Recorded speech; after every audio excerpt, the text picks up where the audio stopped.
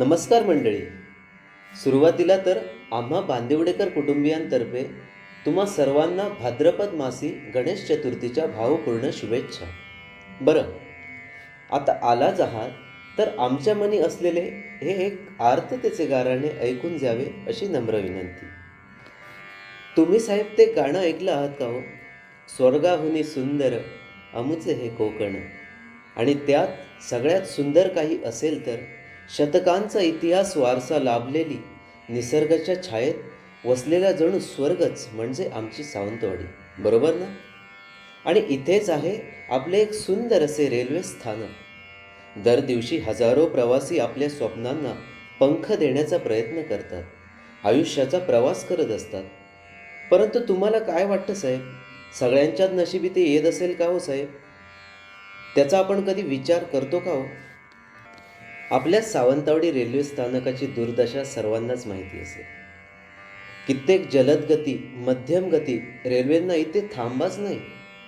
त्यामुळे स्थानिक प्रवासी, नोकरदार वर्ग यांची होणारी तडफड कोणी लक्षात घेतली आहे का कधी? कधी कधी तर वेळ वाचवण्यासाठी पुढं आम्हाला सावंतवाडीकरांना निवडावे लागतात. बरं, त्यात मजेची गोष्ट अशी की शिगमोत्सव, गणेशोत्सव आले की या राजकारणी लोकांना अचानक कोकणवासियांची काळजी वाटू लागते.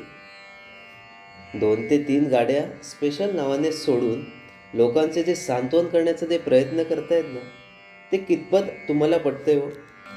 त्याऐवजी जर आपल्या या सावंतवाडी स्थानकाला सावंतवाडी टर्मिनस असं नाव मिळालं तर किती सुंदर होईल हो.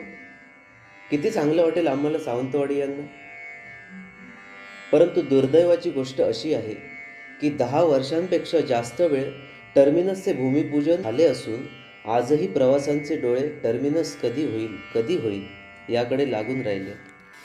एकीकडे ऐतिहासिक वारसा, आंबोलीसारखे जगप्रसिद्ध स्थळ, त्यात जागतिक नामांकन प्राप्त समुद्रकिनारे, एवढे सगळं वैभव आमच्याकडे असूनही आपला युवा आज रोजगारासाठी मुंबई गोवा जीवन का जगतोय बरं?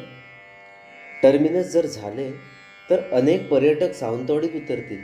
त्यातून कदाचित रोजगाराच्या कितीतरी नवी संधी निर्माण होतील. तेव्हा कुठेतरी आपली सावंतवाडी खऱ्या अर्थाने समृद्ध होईल. त्यातून कित्येक नवीन व्यावसायिक निर्माण होतील. कितीतरी युवा व्यावसायिकांना चालना मिळेल. बरं, तुम्ही सगळेजण या स्पर्धेनिमित्त का असेना इथे आलात आणि आमच्या मनी असलेले आर्ततेचे गाराणे तुम्ही ऐकून घेतलात, त्याबद्दल सर्वांचे